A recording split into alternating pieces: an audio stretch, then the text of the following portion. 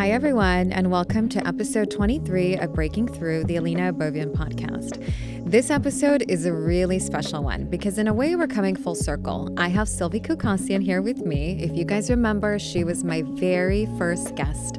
Silvy is a relationship coach, and the reason I wanted her on as my first ever guest is because it was a very vulnerable time and vulnerable episode for me, and I wanted someone who would essentially hold my hand and guide me through the episode. And she and I had such a beautiful dynamic and conversation that I felt naturally inspired to have her back again for something a little different. This time around, Silvy and I are discussing the art of letting go. She and I are very deeply connected to this practice, and it's something that we both felt very called to at this present moment in our lives. And we're going to dive right in. What is letting go? How do we consistently let go in order to be in flow with everything in our lives? Silvy is going to share what she's learned to let go of, what she is trying to let go of, and some useful tips for you guys on how you can learn to better let go of things in your life that are not serving you. I'm so excited to be here. Me too. So that intro was just like straight improv. Wow, I'm impressed. Thank you. Well, I think when you are in flow state, when you are aligned, it just kind of comes out of you. And that's how the inspiration came for this episode too. I just thought one day, why don't we get Silvy back? And why don't we talk about something that I felt really called to talk about for a long time? And I was thinking a lot about being in flow. I chose that word for 2025 for me. I always set like words of intention. And I realized being in flow is very much tied to letting go, because letting go was my word of intention for 2024.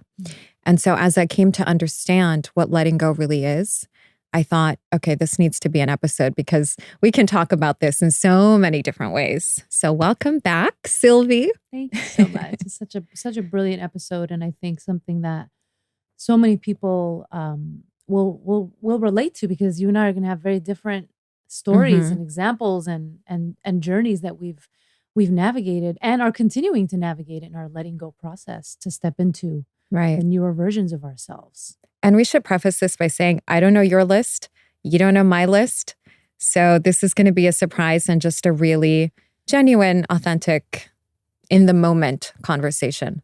It's true. We didn't share our lists. No. It's exciting. I'm very eager to hear what you've written down. So I have a question for you before we get started. What does letting go mean for you? Letting go for me, it's such a big concept for me, because I think it incorporates the realization that I'm becoming a newer version of myself. I'm grieving the things I'm leaving behind. I'm also potentially in this liminal space where I don't quite know what I'm stepping into yet. So it can be confusing, it can be exciting, it can be beautiful, it can be scary, it can be so many things. Absolutely. I came to understand that letting go is just a constant. It's embracing the ebb and flow. It's realizing what we want in life, but also at the same time, not holding it too tightly and just holding it and saying, this is what I'm working towards. This is what I'm trying to attract, but I'm not going to suffocate it with my desire, because that's going to put me in a state of lack, but rather saying, this is what's on my mind. This is what's in my heart, but I'm going to hold it gently and be prepared to let go of whatever I need to let go of in order to make room for what it is that I'm trying to call into my life. And it's a constant practice. It's like, when is the perfect time to let go? Always. How often do you let go? Always. You're always in that state. And it's really a matter of, I think, tapping into an inner knowing, saying that you're going to hold yourself as you continue to go through the motions of what you're letting go and what you're allowing in, and just trusting yourself along the way. Every day when you wake up, it's like, what am I going to let go of today that's not serving me? This doesn't feel right. I feel confident in letting it go because I trust in myself and my discernment. When I was thinking about our episode today, this quote came to mind that I put on my business card 16 years ago when I first started all of this work, therapy, coaching, all of it. And it's this quote by Joseph Campbell, and it's, we must be willing to let go of the life we planned so as to embrace the one that is waiting for us. Yeah, that's beautiful. And it really speaks to what you're saying, because we can have all these goals and dreams and things in our lives, but sometimes life has a different plan. And it's a balance, because we don't just let go of these things we've envisioned, but sometimes we need to make pivots and changes, and there's there's adjustments along that journey, and it's not easy. Yeah, absolutely. All right, let's dive in. So I'm going to say first on my list what I learned to let go of. And this is something that I think really came to me in the last 6 months. That's one of the reasons why I wanted to have you back, because when we initially had this conversation, I was in a very different place. I had come a long way in my healing journey, but I was still very much in the thick of it. And I think healing is something that you do consistently. It's not linear, it's never ending. The inner work is never ending. But I do feel like, and thanks to this podcast, because it's constantly allowing me to be more introspective and to open up to new ideologies and ways of thinking, I've progressed so much. And that's why I'm so excited that, to share the things that we've kind of learned along the way, because it's been 6-7 months since we last spoke. I think you said it was even maybe 8 months. and Right, exactly. Yeah. So one thing I've learned to really let go of in my life, and I'm still working on it, is the voice in my head. And this can be several different people. This voice settled in when I was very young, which naturally can happen because we don't have that sense of self. And it really contributed to so many things in my life. The you shouldn't, don't, what will happen. It really cripples you with fear. And a big voice for me in this last year, as I've healed from my divorce, is that I don't need to have my ex-husband's voice in my head anymore. And that's not about him. It's purely about me, understanding that my voice is good enough. And I learned that lesson truly the hard way just a week ago. I'm going to share an example. My son and I were going to his karate practice. It was just Chris and I, my older son. And we're in the car and he's fighting me saying, "Mom, I don't want to go to karate. I hate it. I hate it. I hate it." He's shouting. So we call his dad and I said, "Chris, whatever daddy says." And we call his dad and he says, "No, you have to go." And the reasons why his father wants him to go are very valid and I support them. The point isn't that. The point is we hang up the phone. And as I'm trying to, in all these months, let go of that voice that's in my mind because it's penetrating and infiltrating in so many areas of my life, my son turns to me as if the voice of God just came through this child and says, "Mom, you're not married to him anymore. You don't have to listen to him." He's a child fighting a totally different battle in that moment, something petty like not wanting to go to karate because he just doesn't feel like it. But to me, that was such a profound download because it's coming from my child, coming from this innocent voice that is probably closest to God. And when I don't know what to do in any situation, I say, "God, show me the answers. Just give me the messages." And they come through all these different avenues. And that day it was my son. And it was proof. It proved to me later why it's important to listen to my intuition. So we get to the karate place and I'm about to look for parking. I see one spot and I don't park there. And in my mind, I think that was probably a safer place to park. I go park somewhere else. He goes to his karate class. He gets out and we get into a car accident. Oof. A pretty brutal one. So that moment showed me your intuition, your inner voice is trying to talk to you. And until you let go of all these other voices, whether they're good voices or bad voices, you're not going to hear yourself. Wow, that's deep, Ellina. Wow. So that was a moment. Yeah. And how many narratives around us can influence that intuitive knowing, and how much work it can take for us to clear that pathway for that intuitive knowing to start coming through again. Thank you for sharing that. Yeah. I mean, so much of it is sitting in stillness. So much of it is also asking. There's a prayer from Course in Miracles that I always recite when I'm feeling in that space. It says, "Show me where to go. Show me what to do. Show me what to say and to whom." And I say that all the time. In addition to, "I give it to you. I give it to you." Like I say that to God, "I give it to you."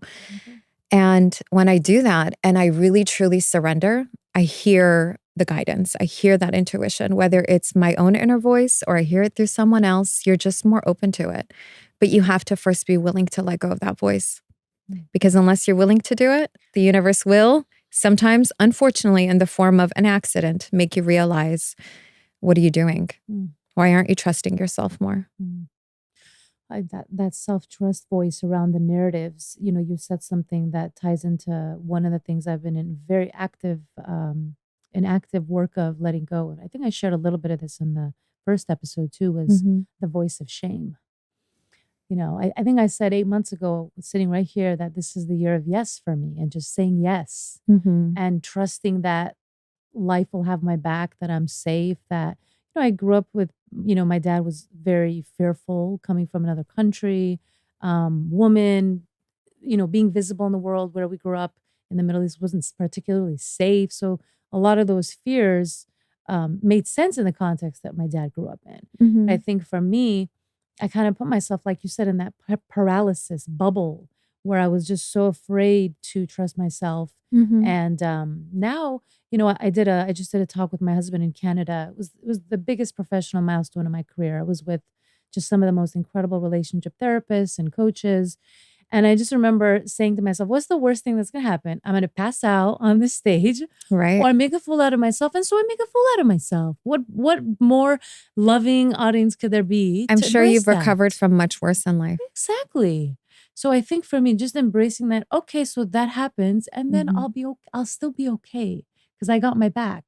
And so for me, that practice of letting go that voice, the narrative of the shame, stay small, don't speak up, and really stepping into more of I'm going to share a quote that I think goes really hand in hand with what you just said. This is from one of my favorite books called The Educated. It's by Tara Westover. And it says, "My life was narrated for me by others. Their voices were forceful, empathic, absolute.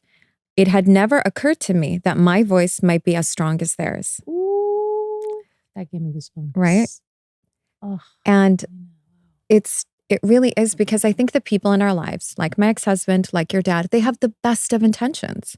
These are not bad voices and negative voices trying to steer us wrong, but everyone is born with their own set of prejudice, their own narrative in their minds, things that they were influenced by. And it is not my job to inherit that. We do inherit it for the first half of our lives because we're conditioned to, because we want to be good daughters and good wives. But there comes a point where you say, I got it from here. I'll take what you gave me as part of my moral compass, but there will be moments and nuances where I will choose for myself just based on my own knowing. Even if it's going to anger you, that's okay. I think, Ellina, it also speaks to the fact that somebody could give you the best advice and the thing that worked so great for them, but it doesn't mean it's going to work for us. And that's the thing. It's like, if we don't, like, we have to, even whatever feedback, input, voices, stories come into our experience, it still has to be filtered through our own journey. Otherwise, it won't make sense for our story. Right. Right. I mean, how often do we think of a situation and we start not thinking of how we would be affected by it, but how everyone else in our lives would be affected by it? My children are my touchstone for that. I have to think about how this will affect them, and that's never going to waver. So I think, of course, being in touch with your value system and your core beliefs and not wavering from that, but also leaving space for, what if I make a mistake here? That's okay, because the mistake might reveal a much bigger lesson, and it might reveal a truth that I otherwise would have never been exposed to. Beautifully said. All right. Second thing I learned to let go of, my attachment to pain. This is a big one, because I think when you feel pain early on as a child, and that becomes your idea of what home feels like or what certain relationships feel like, you become addicted to it unknowingly, not because you want to. It just becomes part of your nervous system and your idea of what makes up a relationship.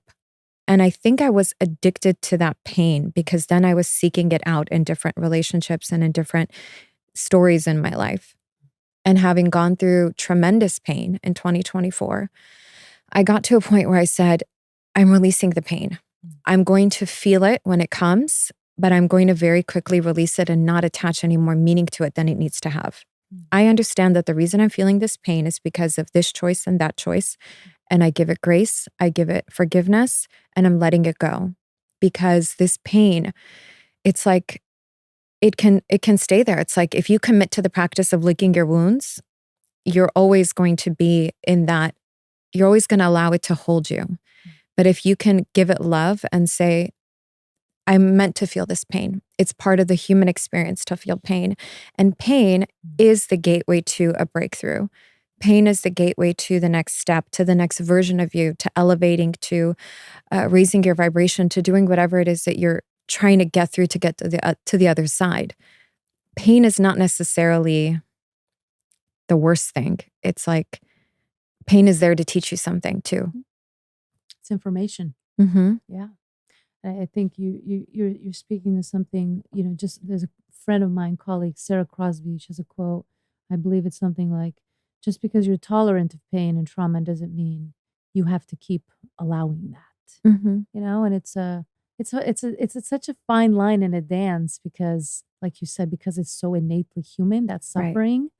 It's like, how do you know when this is a suffering that is good for my evolution and growth versus, okay, now this is going beyond that point, and how do I Right. And go I to the think next step, allowing us to consistently feel that pain or look for avenues to feel that pain almost has to do with something else.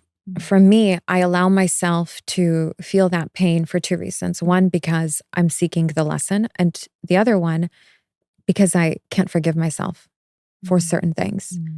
And in that, it's like the pain gives me reassurance that, I don't know, it's like I can't let go. I can't let go of that. I see.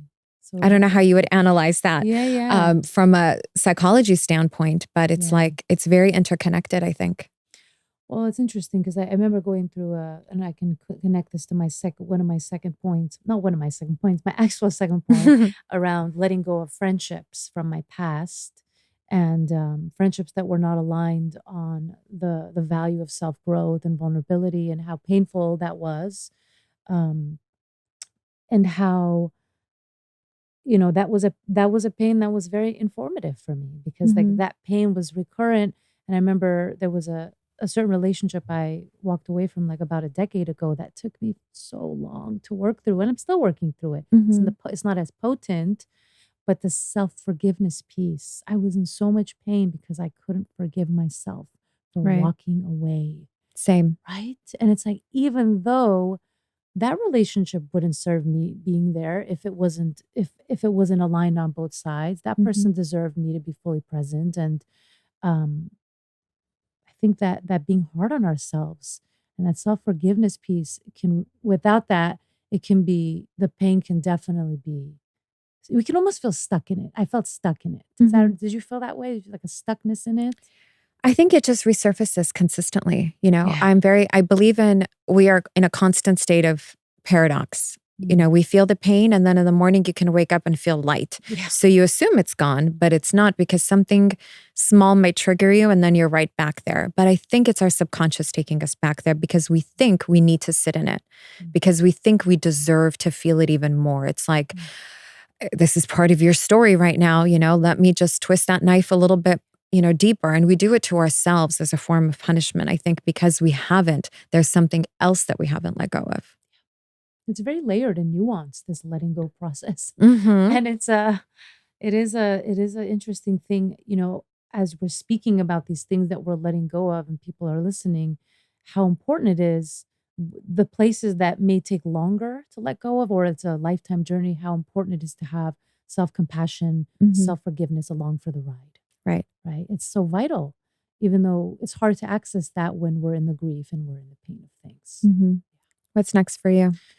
So, in the friendship domain, I think I was on such a different path than most of my friend circle when I was younger. I had, mental health challenges that I was going through. I was very actively seeking out workshops and therapy and coaching and just all these spaces where I could really heal a lot of the intergenerational trauma, being an Armenian person and all that, we got passed down from our family systems. And there was a lot. I had been diagnosed with PTSD, generalized anxiety disorder, and I really found my community in that world. Like I felt like so much belonging in these spaces where, like, I could self-reflect, I could be honest about my challenges and not feel shame in these places. And I found myself feeling really alone and lonely in my friend groups that we couldn't relate in a lot of these ways. And so moving away from a lot of those early relationships, was an important part of my journey. Mhm. And it's interesting now. I've actually recently reconnected with some of my younger friends, and it's like we found our way back together, a few of us, and that's been Right. also really beautiful. Um, but getting clear on my values and what was important to me in this phase of my life, and allowing there to be space and letting go has been a painful but really important journey for me to find friendships in my older years, in my Mhm. 30s and 40s, that are just like my soul friends, Right. you know? Well, I think that goes back again to not holding things too tightly, even the Yes. greatest of friendships. It might be Yes. really hard to let go, but you have to maybe acknowledge that there's a reason why you're being isolated right now in this moment in your life. Maybe there's something you need to learn, or a new practice you need to take on, or new friends, or whatever it is, because there's something in you that is ready for transformation or transition. Exactly. And my values changed so much, Hmm. like I was different. So they were amazing and who they were, but we just valued different Right. things. And I think in my younger years I wanted to make it wrong. I was like, "Oh no, what they're doing is wrong and mine is right." And that's such an arrogant, entitled way of looking at things. Now I'm saying, "No, we just wanted different things." But it's easier to let go with anger Mm, than it is with grief. true. So I'm choosing the harder path of grief now because I feel more just in integrity with myself that way. Right. And I Yeah. think it's important also to leave that door open. Yes. Again, when you Yes. don't hold things too tightly, the idea of I'm never going to be friends with this person, you don't need to hold on to that. You can say I'm open whatever happens in the future, because sometimes I think Beautiful. we have to separate and feel the pain of that disconnect in order to have that growth. Maybe there's a lesson you would have never learned if you stayed in that relationship, but in that person's absence, you were able to learn the wisdom. You were able to meet other people that also showed you values and qualities in that other person you would have otherwise never seen.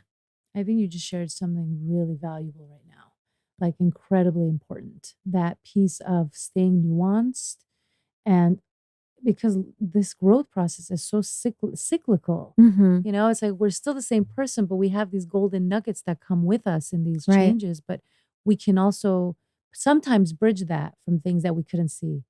Mhm. That I think is such a important thing that I didn't have access to until very recently. Right. Now, I Yeah. try to apply that to so many things in my life, just giving grace of it can change tomorrow Yeah. and nothing is definite. And with that, I think you're also more careful with your words, Mm. because if you are open to having a relationship again with this person, then you're not going to say that very last thing out of anger, Mm. but rather you're going to say, I'm just going to allow the space, to fill with time, to fill with some lessons and wisdom and knowledge. And I'm open to coming back. And if that opportunity never happens again for us to come back, then that's it. This is all it was. It ran its course and it's done. But just being at this like kind of even place, right? Mhm. I'm not sure how to properly explain it, but for me, It's that's just very much trusting, being in flow, right? just It's saying, trusting life, if it comes, it comes, it Yeah. goes, it goes. I'm okay regardless. It's a very you're so anchored in yourself that you trust whatever alignment. Hmm. Alignment. If it flows back to a place of alignment and staying open to that, it's a beautiful thing. And if it doesn't, there's a peaceful parting that I wish we can have with all our relationships. Sometimes Right. it's not possible Of because the other course. person has to also be willing to let you go in this form of your relationship. That's the Yes. harder part. You just said something. When someone doesn't let you go, Yes. do you think their energy keeps you? Do I think it keeps you? Um, I don't think it has to. I think it has to do with potential wounds that we have inside. If we are somebody that is afraid of abandoning people, Hmm. that can really trigger that part of like, "Oh my gosh, I'm doing something wrong," or "This isn't right." It can kind of take us potentially in self-doubt. But I think if we set our part in the most integrous way and we're loving and kind, then we have to remember that that is their journey. Just because we've grown in certain ways and maybe don't see the relationship in the way that it Hmm. used to be, it doesn't mean the other person has that. Maybe they love the relationship as it is. Right. That's hard. It's rarely ever like a balanced experience in letting go. I would say Hmm. that's very rare. Right. Everyone has their journey of letting go. Yes. And you have to give people the dignity of having their own experience, even if it hurts you, even if you grow impatient.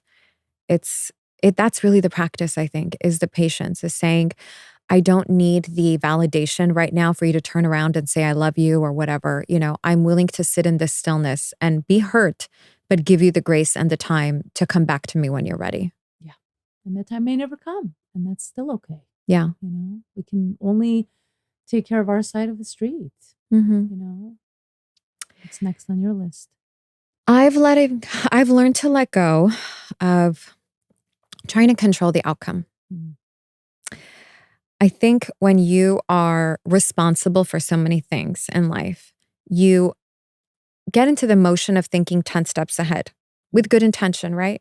You're trying to prevent future obstacles, future problems from coming. So you're always thinking 10, 20 steps ahead. But when you take such a huge hit in your life, like I have, it really humbles you in so many ways. And so now in new situations and in new relationships, I've really learned to not try and think of where this is going, whether it's in work, whether it's in every little day-to-day thing. I'm not thinking about the outcome. I'm thinking about what I can do in this situation. How can I show up in my best way today? I don't know how I'm going to show up tomorrow, just today, being in the present, and then surrendering that and not trying to think of all the ways that it could go wrong.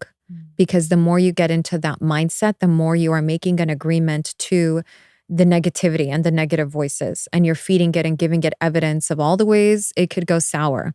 But rather saying, I want this and I believe in it and I give it positivity, but I'm letting it go. I'm not going to think about it too much and let the world surprise me. Let life surprise me, because it could be so much better than I'm envisioning. So true. And if you can let go of your projected outcome, either whatever it is that you're wanting will just kind of fizzle out and go away, which oftentimes happens, right? We think of something we want so bad, and then a couple months later, you're like, I wasn't really that keen on it. Or it comes back to you in such a way where it's like, I never would have thought that this would have happened. It's, and living in Los Angeles, we live in a very driven, goal-oriented lifestyle culture here. So that ain't easy to do. No, it's not.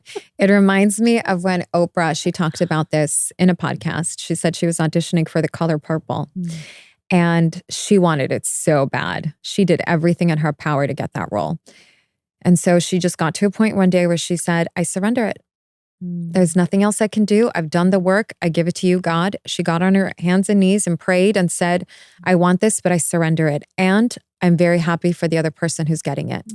In that moment where she gave the blessing to the other person on the other side, that's when she got the phone call that she got the role. That's so beautiful and powerful, because it really highlights almost like you're not saying be a passive doormat and just let life be and just, lock yourself in your room and don't have goal. That's not what you're saying. You're saying be a co-creator of life. You have to be an active participant. Yes. You have to do the work. That's what I'm saying. Yes. You do the work, but you surrender the outcome. You give the effort to the relationship, but you surrender the outcome. You give love to the person, but you surrender what they're going to do back to you. Because only then will you really know what that person's intentions are or what their true feelings are. But if you try to coerce a feeling or try to get a reaction out of someone, is it really authentic, or is it just your projection? So beautiful. One of the things I also wrote for letting go of. So I've had a lot of anxious attachment patterning, and also similar to the way you're describing, like being attached to goals, like almost like over functioning in relationships. So I've had the same. Yeah. And so I would, if I'm trying to make something happen and the other person is not reciprocating, I'll maybe double down so that I'm filling all the space, so that I don't have to tolerate that anxious, like a gap in there, right? And now I'm definitely in a season where, like you, I'm letting go of the attachment to whether or not that relationship is going to take hold and develop, and really trusting that if I do my part and I pause and I wait, then life is going to show me. And that's the word right there, is the waiting and surrendering. And also I think getting clear about who I want to be in relation to that. And when I'm really operating from that place that I love, if I'm being vulnerable, if I'm making effort, if I'm being honest and direct about what's important to me, and if the other person is not on the same page, then it's clear. Right. but I can't make it happen. What's meant for you will not miss you. No. I truly understand what that means now. And there's really nothing you can do to change someone's mind, nor should you, because that's not authentic. At least that's not the type of relationship I want in my life, any relationship. I think it should be very effortless, but with effort, however measured effort. Yes. And we could still, we could still be honest, even in relationships. Like, I would love this. This would be important to me. Are you on board? Because sometimes people there's little blind spots that they don't see. I've had friends that have been like, thank you for telling me that, this was something you needed because it allowed me to show up. There's people that really want to show up in that gap. Right. And so it's a dance between, making that clear and also seeing who really meets that vulnerability. And I think that vulnerability relationship is the same relationship to life, to people, to business, to everything. There is a surrender that's required. Of course. And I think this is a good time to bring this up before we move on to the rest of the list. Okay. As people are listening and watching, they might be thinking of, well, how do I know what I want to let go of? So this is a really good thing for you to maybe give your input on. How does someone take inventory of what they want to let go of? For me, it was looking at what I'm afraid of. Because if I'm afraid of that thing, then I need to let it go. So I started looking at all the blocks in my life, all the things that make me super nervous, all the things that hold me back, that hold me in fear. And I realized that's what I actually really need to let go of, because it's on the other side of it that I'm going to find the freedom and the breakthrough and the lesson and the wisdom and the experience. Yeah, this is a really nuanced question. I think, this is going to look different for everybody. For me, I'm thinking when you bring this up in my relationships, when I'm working with people that have like attachment wounds, for example, and they might feel resistance or fear or just something that's like kind of like pushing them away from something. They can feel resistance. I think that's the moment to do some digging. Yes. Like what is it about this? What is it about this experience? What's coming up for me in this? Is there something from my past that's getting activated? Because like for me, I had so much resistance when I met my husband 10 years ago. I was ready to put up the deuces and ready to go. And like, had I not done that digging work, I would have not confronted that fear. So I'm curious, Ellina, like I think this is a really beautiful conversation because we might, for me, staying was my medicine in a lot of ways relationally. And I had to let go of the voices and my stories and my assumptions about what I thought relationship was going to always be. And maybe for you that looked different. So for you, maybe that the letting go was actually the work. So it's so interesting how we come to letting go differently. It changes. It's very fluid depending on what's needed in your life. Exactly. I can only speak to my experience, and I think a lot of our listeners have similar experiences or are at least going through something similar. You mentioned resistance, and I think resistance is something you have to look at because resistance is showing you, I read this somewhere recently, what you're about to lose control of or let go of. So I'll think of an example. Something is coming to you and you are resisting it. The reason we are resisting it is because we think we're going to lose something by giving in. And so what is that loss? And really, what does it mean if you lose it? Are you losing independence by giving into this relationship? Are you losing your autonomy? Are you losing control? So that's really what you have to look at. The things that you are afraid of losing is the pathway through that resistance. Absolutely. Absolutely. And, you said something around, this reflection piece, I think is a really valuable point. And I'm a really firm believer where I don't like framing things in right or wrong, or, it's you're learning about yourself through all the choices that you make. So if you're somebody that's just constantly, I'm looking at the relational lens a lot because that's the work that I do as a relationship coach. But I think about like, if you're somebody that's constantly letting go of relationships, constantly, you're going on dates. I went on like 300 dates before I met my husband. I wasn't giving anybody a chance. I was like, nope.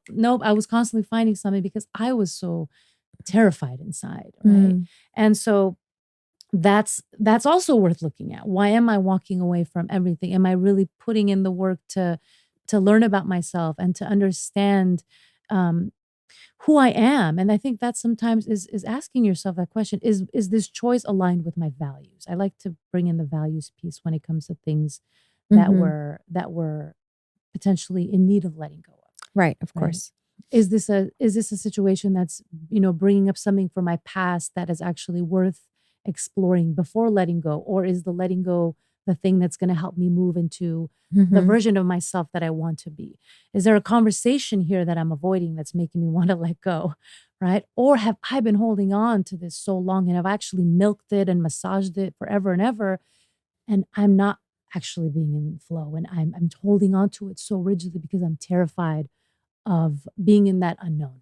Yes. The Yes. The unknown. Oh unknown. my God, we have to talk about that. Where nothing is certain, anything is possible. That's one of my Ooh, favorite quotes. very good. And it's hard. It's scary. Believe me, as a single mom, I'm in the unknown every single day. And I'm fearful more than not, but it's the practice of letting go of the fear every single day. And that's actually on my list, letting go of the fear. Feel the fear and do it anyway.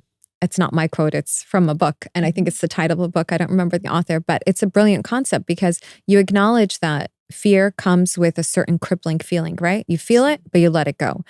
Anything I've ever done in my life that led to something great, especially when I look at work, let's say, there was so much fear attached to it. When I moved away to San Luis Obispo, my first job in news, I was so scared to go. It's like, am I going to fail? Am I going to succeed? What am I doing? Leaving behind everything I know is going to set me back in so many other ways. But diving in and figuring it out had the best payoff in the end. So when I look at things now and it's backed by fear, it usually means I should do it. Because anytime we do things, I think, out of seeking comfort and safety, that's when we end up being resentful. And whatever it is that we're trying to hold on to that gives us the safety and the comfort is eventually going to cripple us in other ways. Well, and that also tells me a lot about your potential values. I imagine courage and seeking growth maybe in there somewhere for you. I think there's seasons of life that will ask different things of us. Yes. And so at this season of my life, bravery and courage are forefront. There you go. In the season of having my kids and being in that, new mom phase, I wasn't really asked to be brave and courageous. It was a different. I'm just holding on for dear life. Right. I was just trying to survive. Absolutely. It was a different time in my life. And I think different times will bring out different parts of you, but that's why these moments are happening, because it's part of your evolution and your story and what is going to get you through to the next chapter. You have to get through that fear, because if everything was comfortable, we wouldn't move. We would just stay stuck. We would stay complacent. And where's the fun in that?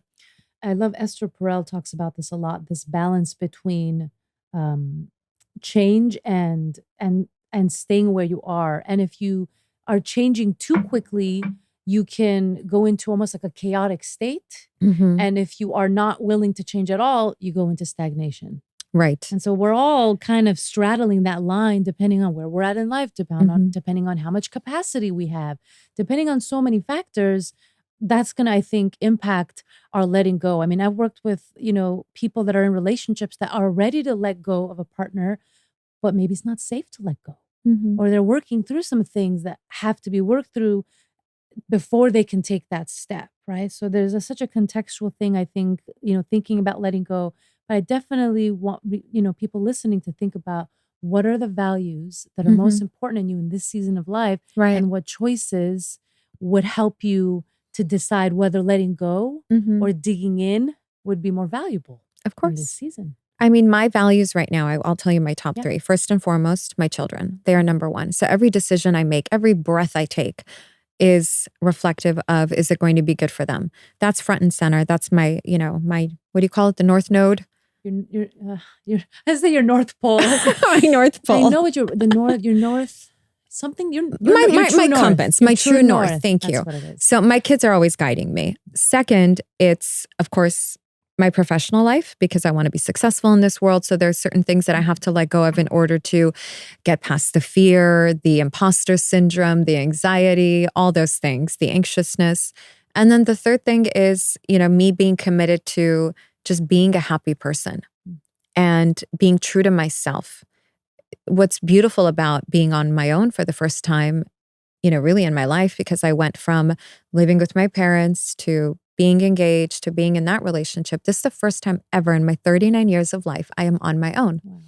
And so I am committed to honoring that and really taking my time with things and really being very thoughtful and honoring what I want the next, 20 years to look like and not rushing into anything.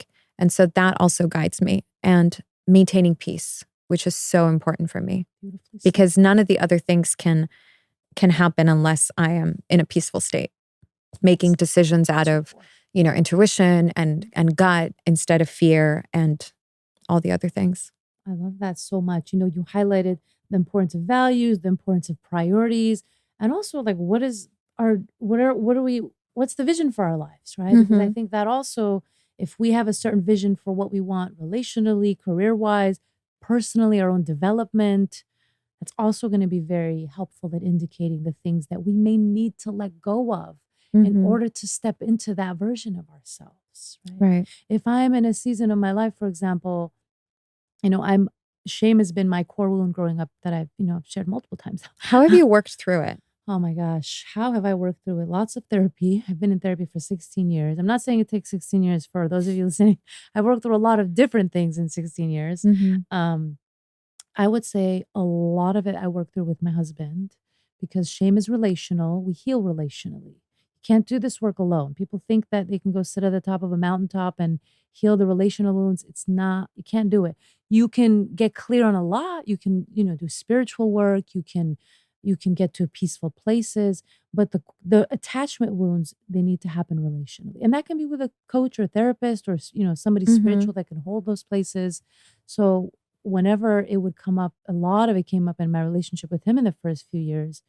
It was like, it just came out, and through a lot of hugging, a lot of physical touch, communication. My husband, I'm grateful to be with someone who's also a relationship coach. So we talk about a lot of stuff. Sometimes we have to pause because it can be a lot.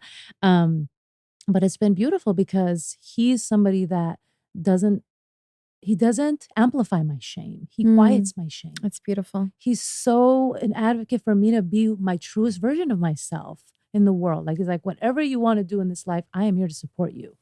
I think that's what we all want. Yeah. And I'm like, who are you? Where did you come from? Do you have a brother? I know. Can you line up your friends? We've been trying to get the dating queues lined up. Just kidding. Talking about relationships and taking maybe a little lighter turn. One thing I've let go of is my type. That's a really good one. Oh my God, I just got goosebumps again. Yes. So being a single girl, again, for the first time in my life, they say make a list of what you want. And I made a list, and I'm looking at it. And I'm like, okay, this is not too out of this world. I'm sure he's out there and he'll find me when he's ready. But I had that conversation with this woman named Michelle. She's my sort of like a spiritual guide and a medium. And she's great. She's just sort of helps guide me, helps me understand certain things, almost like a therapist, but in a spiritual context. And she said to me, Ellina, your type is your karmic curse. Whatever you think is your type is limiting you to what could actually really make you happy in this life. So put that aside and just be open to what makes you happy. Just ask yourself in every moment in any new relationship, am I happy? Are my values in line? And is this person meeting my needs? And if you can answer those three questions, then you're probably on the right path, even though you can't see the future. Even though you have no idea where it might go, let's say more or less, are those things being met instead of, how someone looks on paper? I think that's gold. I think that is absolute gold. The values, do they show up for meeting those core needs? And absolutely letting go of the partner we thought to experience the partner that is good for us. Right. And it's so hard for the brain, because the brain loves familiar. The brain loves to be able to be with someone that feels like home, that feels like family. But if we didn't grow up, for all of us, that may not have grown up in values that were aligned, we're gonna miss out on somebody that can be really healing. Right. So to close that loop on shame, just a lot of exposing the parts of myself that I wanted to hide, and being in a place that wouldn't judge it, shame it. So like in therapy with close friends, I really pulled away from relationships that were critical, because I tended to find myself, I was drawn to relationships that were critical and invalidating, because that was what validated the stories I had about myself. So I had to see that. I'm like, wow, I'm choosing people to invalidate me. And then I would get upset and angry. I was like, no, something needs to change here. Right. The parts of us that are left unhealed will continue to attract whatever is unhealed. So if your attachment style is not healed, you're going to continue to attract avoidant partners that are going to make you anxious because it's a familiarity and your subconscious is seeking it. Same thing with criticism. I think if you, again, have that shame aspect, you're consistently going to look for validation from people. And that's one thing I've truly let go of. I was never one to be too consumed by people's opinion, but I think, especially now, having this platform and really speaking from the heart, you have to make peace with, I'm open to whatever anyone thinks because it's not my business. I come into this space with integrity, with an open heart, and with the intention to give, not to take from my audience. There's nothing I want from them. All I want is to speak what feels authentic to me and let it resonate. And in the last 6 months since this podcast has been out, I've received nothing but messages from people who have connected. I don't look at my numbers. I don't look at any of that, but only the feedback that I get from people. And as long as the message is, you speak so open and so honest and it's so inspiring, I know I'm on the right path. And that's really all I'm trying to do here, is to create a dialogue and surrender where it's going to go and just leave it there. So with judgment and with criticism, I always have to remind myself, if I think of like, that girl in high school that you're thinking about, like, is she going to judge me now in her life? Because we all have that person, right? I think, do I want that person's life? No, then I don't really want their opinion. Would I trade places with this person? It's like, don't seek advice from someone whose life you don't want. Yes. And it's so true. Well, and I'll share something that I learned in therapy recently that was kind of mind-blowing for me in this domain. We're both public figures. People are going to talk. I get comments all the time. Yeah. Thank you, Mel Robbins. and for me, honestly, it's been a journey. I'm in a very peaceful place about it now, but there's still moments where I'm like, it's annoying. It's annoying as shit. Right. But it is part of the journey. People are going to project. They're going to put you on a pedestal 1 second, and then they're going to kick you off the pedestal. It's all part of the ride. Right. And, my therapist said something that really resonated about, I think Armenian culture can be very judgmental. Extremely. Yeah. And this is one of the shadow sides. We're not a very self-reflective culture. So there's a lot of external focus on the other and comparing and speaking about.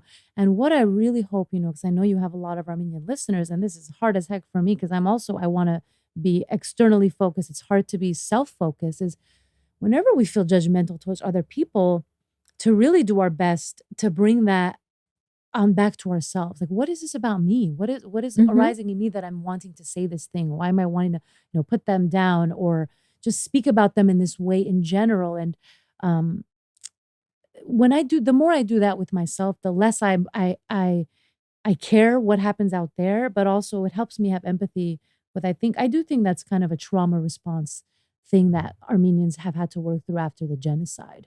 Right. I think because we don't encourage enough in our culture for people to be expressive. Yes. Exactly. So if you can't express yourself and you're seeing someone else who is expressing themselves, it's going to create resentment. Absolutely. And so what is unresolved within you, you will then pass judgment on to someone else.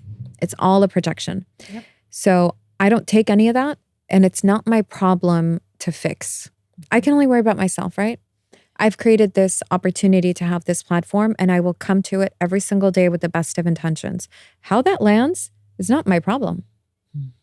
Yeah, and so we're really highlighting this letting go of all of these voices and narratives and opinions and feedback and not always the best words, and how you and I have kind of worked through that and recognizing what it is, and it's really hurt people. People hurting. People hurt people. Hurt people. They sure do. Yeah. What's next on the list? Letting go of the timeline. I put a lot of pressure on myself when I was younger, and I think all young people do this, or we do it at any age. If I don't do this by this age, it will mean this. If I'm not married by 30, it means this. If I don't have children by this age, granted, biology does speak in that context, but what do our choices mean if we don't make those choices? And so I've gotten to a place in my life now where I am, for the most part, trying to let go of the timeline. I read this beautiful thing recently that said Vera Wang didn't start Vera Wang until she was in her 40s. And so many of these great ideas and these influential people really didn't get to their mountaintop until much later in life. And so why am I concerned about age when I've now humbled myself so much by this huge life change that could have set me back in so many other ways? It's not, no one's watching you and keeping score. And there is no finish line. Life is constant. You know, your chapters are constant. It's not like you've reached the end of your story or the end of your book. If you can embrace the fact that every day is an opportunity to turn it around. Every day is an opportunity for you to get that genius idea, or for you to, you know, lose the weight and feel better about yourself. Whatever it is that you think you're stuck in or behind in, now is the moment to change that. And there is no timeline.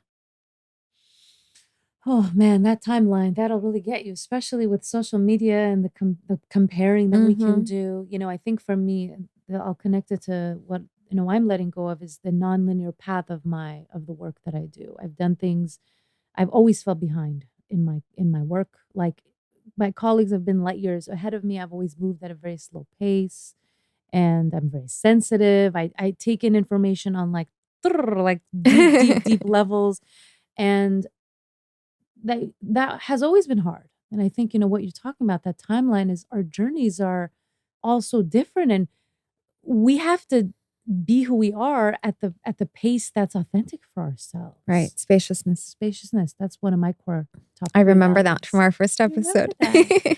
And I used to really beat myself up about that. I'm like, Yeah. wow, why everyone's doing all these things, and I'm like, no, I want to do these handful of things, and I want to do them really deeply and with sensitivity. And I'm not saying other people are not doing that. I mean, I think it's beautiful that people can move fast and that's what's real for them. But for me, I'm a little bit more of a little turtle that wants to, I need to operate at a slower pace. But whoever is meant to be in my orbit is going to want to be in my orbit because of that. And usually people that find me, they're like, I want to move at a slower pace. Help me move at a slower pace.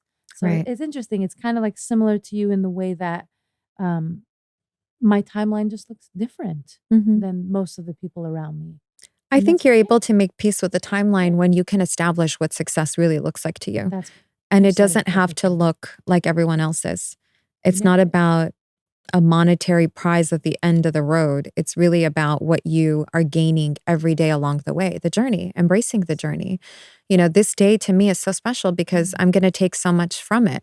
And I hold that because, I think looking at life in moments that really fulfill you and give you joy and lessons and wisdom, to me, are so important that I don't look anymore at like this place of arrival, but rather, how can I be present in this moment so much that I am slowing down time in my life, that I am actually not late to anything, because in this moment, time stands still. Quantum physics teaches us that, right? Time, it's all an illusion. We could talk about time. That's a whole episode. I know, but it's really embracing that, knowing that this moment is the only place I need to be, and to be fully grounded in this moment is the only time you need to worry about. You said something that I think is really important for people listening to sit with and reflect on, and it's, we have to each define what quote unquote success and a meaningful, fulfilling life looks like for us. This incredible business coach, Rich Litvin, he is somebody that, there's so much about scaling in business. You want to scale, make more money, and this. I'm like, I just feel repelled by that whole conversation. I understand it. Of course, people want to make money. They want to be successful. All of that is very important and valuable, but it has to be, if we don't take the time to define that for ourselves, there's always going to be someone else that's going to be saying to do more. And we live in, a world of capitalism where consumerism, there's just so much. There's so much thrown at pressure. us. So much pressure. Yeah, it gets to all of us. I mean, one of the things I've also let go of is how my life looks right now. I took a big backward step, if you want to look at it that way, right? I got divorced. I let go of a home that I built. So my life, was a mess Mm. for a minute. And it didn't look the same. It looked very different. And I say that I own it, I did that because I needed to do that. But if I get stuck in that mindset, like I'm not living in a 5,000 square foot house anymore, I'm living in a much smaller home, but what am I gaining on the other side? And truly looking at, the joyful moments of when my children sleep with me at night and the pillow talk time we have because their mom is so much more present now. Mm. And we have beautiful moments together that we share and that means so much where I can pause time and really, really be present. And this growth that I've, been able to go through in the last year and a half and just finding myself and learning to love myself, everything I've gained, intangible things. So profound. I don't care if that was a 20,000 square foot house, or any of that, because that's how I define success now in my life. Am I at peace? Am I in a happy place? Because you can have all of that and be miserable. 100%. You could have a castle, and the castle can feel so empty Mm-hmm. and cold and lifeless, and you're putting the things that matter the most to you inside of your version of what a successful, meaningful life looks like. Mm-hmm. And I think, to circle back to that question you asked about, like, how can people decide what to let go of? I think sometimes we might feel the nudge, like, okay, this is something I want to walk away from, but we sometimes need a vision before we can let go. Like, what am I going to be walking towards? What is the new life that I'm designing? And it doesn't mean you have to have it. Obviously, you're not going to get there overnight. It's going to take time. But some people that are a little bit more logical, especially pragmatic, um, may need to kind of sit with that before they feel that courage to walk away Mm-hmm. as well. Right. I understand that. So the last theme that I want to talk about that I'm actively working on letting go is this identification with the role of caretaker for me. Mm. I have played that role in my family system. I pursued the world of therapy, coaching, and I love the work that I do so, so much.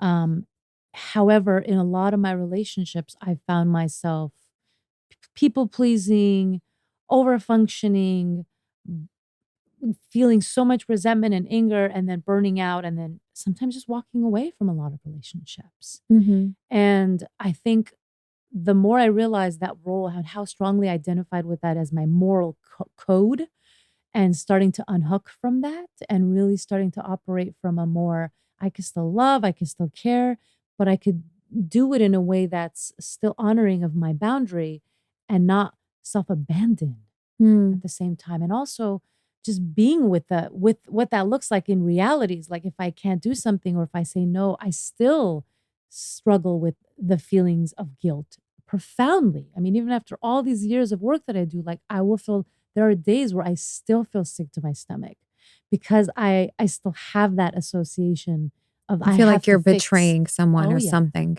Oh yeah. So, and I want to highlight that, especially for people that think like, oh, you just, you're going to let go and you're not going to feel it. Oh no, you're going to feel it. But just because you feel bad or guilt or discomfort doesn't mean that you're doing the wrong thing. Mm-mm. Sometimes to step into that new version, it will require really uncomfortable feelings, and Right. that's okay. That's sometimes exactly what we need. So, I think honoring who you were and yes. giving it love and grace and still choosing to be the new you is really important. Yes. Because you don't really let go of who you are. Even if you're saying, I'm going to let go of the people pleasing side of myself, that does not mean that you let go of the Silvy who's empathetic and is someone who is accountable. Yeah. You carry those qualities and it's there. Yeah. If she needs to be there, Yeah. she's there. Yes. And just say, look, I'm just going to put her off to the side a little bit while I honor this new me that's coming to the forefront. I'm going to let this person kind of run free for a minute. But in case, someone needs me to be there, that super giving Silvy is always there. She's there. She's there. She can be put on ice sometimes. Well, we do that with our bad parts too, right? It's like, I'm going to let go of my anger, but I'm going to hold on to it just a little bit. Like, I need that edge. We don't want to lose our anger fully. No. We just don't want it to lead our decisions. Right. We don't want it to trigger how we react to things. I think that's the biggest one, is not reacting. Mm-hmm. Yeah. Totally. So one really big thing that I let go of, and I think this is probably my biggest work that I've done, is letting go of not seeing myself. I think for a long time, and so many of us relate to this, we think we know who we want to be. We think we know what we want to do to please other people or to fill certain check marks that we have for ourselves. And we can become that person. But if we don't really see ourselves along the way, it's like we're not truly there. We haven't even embodied that fully. And I think for a long time, because I didn't know if I loved myself. For a very long time, I didn't know if I had that self-love. So when I was working really hard at work and I was seeking out all of these things to make me feel worthy or accomplished, I was getting the compliments and the accolades, but I was still going home thinking, I don't deserve this. Because there was that imposter syndrome or that doubt in me that just crippled me for a really long time. And then you start to overcompensate, thinking, well, I guess I'm not doing enough of this one thing.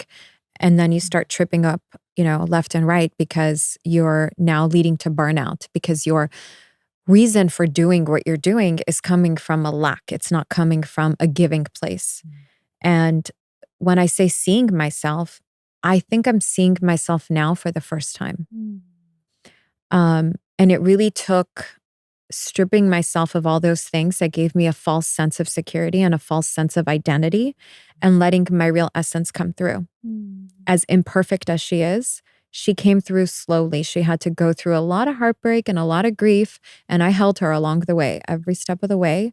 And then this new energy started to form. And now when I even look at pictures of myself, I'm like, wow, she's actually really happy.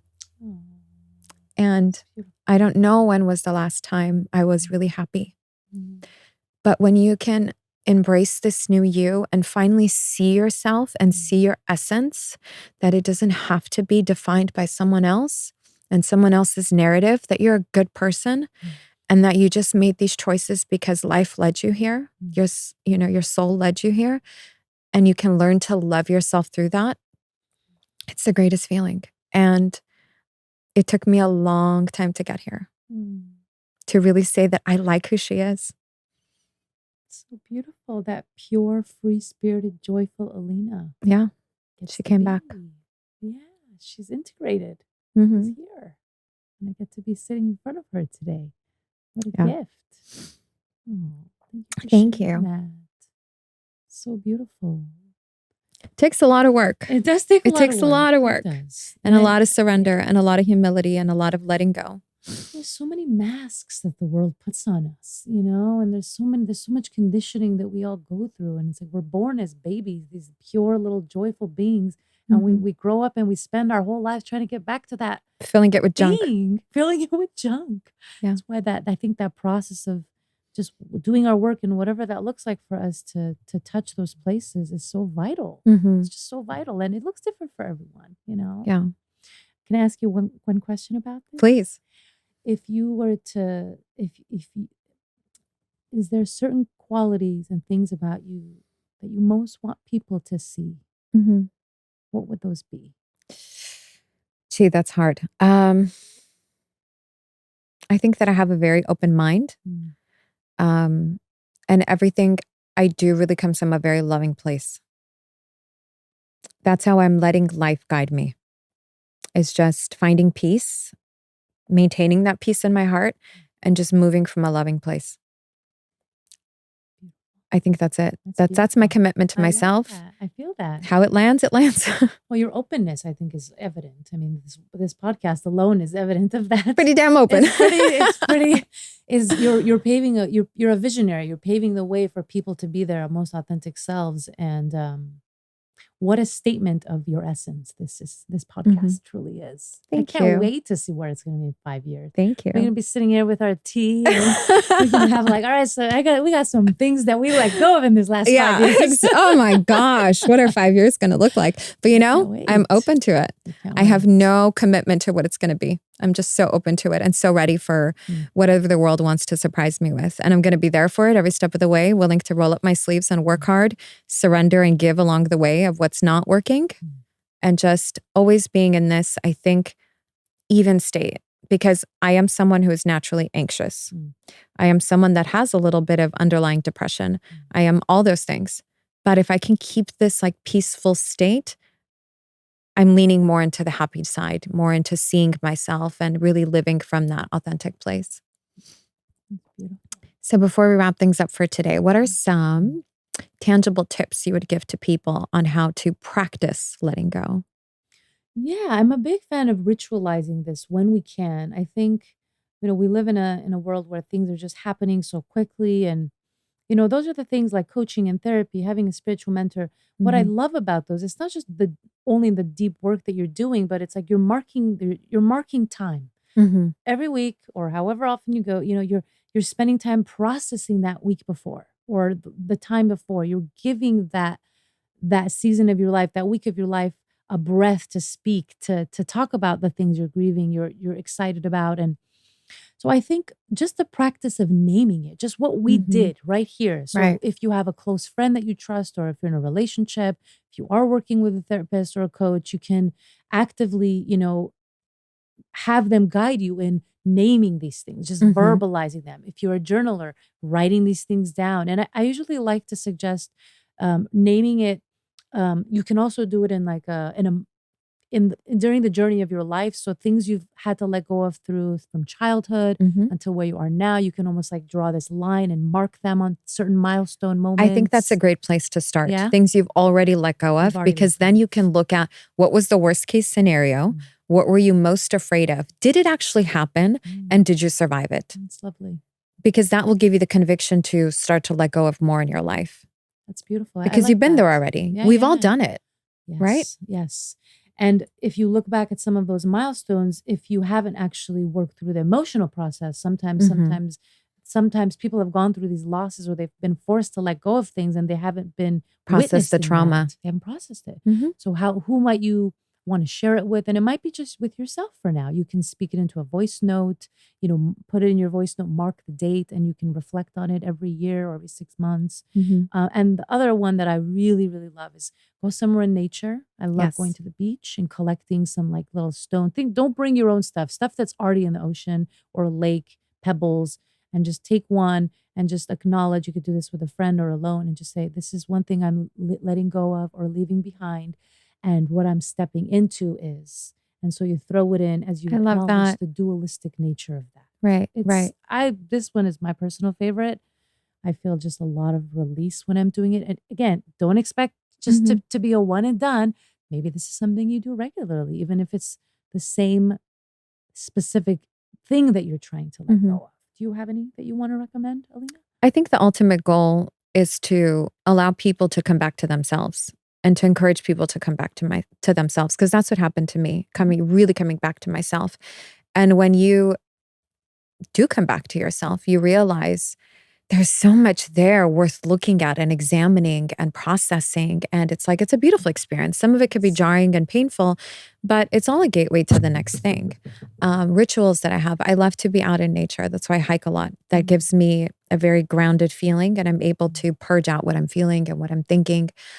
Processing pain is very important because this allows us to purge. So now I welcome the pain because I purge it out. what helps Um, you to like when you're walking, you feel like it helps you access the pain when you're hiking? It helps me access the pain when I'm hiking. It helps Interesting. me access new ideas. I get Mhm, downloads when I'm in nature. mhm, And I think when I feel that overwhelming sense of anxiety, which I do often, mhm. it's moving my body, letting it come out of me. Going for a That's walk beautiful. is Yes. really important. Yes. Or sometimes, talking to someone, having a good tribe around you, people you can confide in and just have a real conversation. Mm. Not what you think is safe to say, but really talk it out. Having people that really can make space for the full you, and Mhm. hopefully being somebody that makes the space for other people to be the full them, Yeah. you know. Well, thank you for bringing all of you today Oh, and for sharing your experience, your heart, your wisdom. mm. Thank you. Thank You're you. so aligned with what I do, Oh, and I know you're going to be back like a million more I can't wait. times. Thank you, Just Sylvie. gonna move in here with you, Yeah, Lena. I got you, girl. We've got a bed right here to the I left. love it. Oh, thank you. Thank you so much for tuning in to Breaking Through with Ellina Berbian. For our community to grow, please like and share, and also leave a review on this episode. Of course, you can find me on social media and let me know what you'd like to talk about in future episodes. Nothing is off limits, so let's have some fun.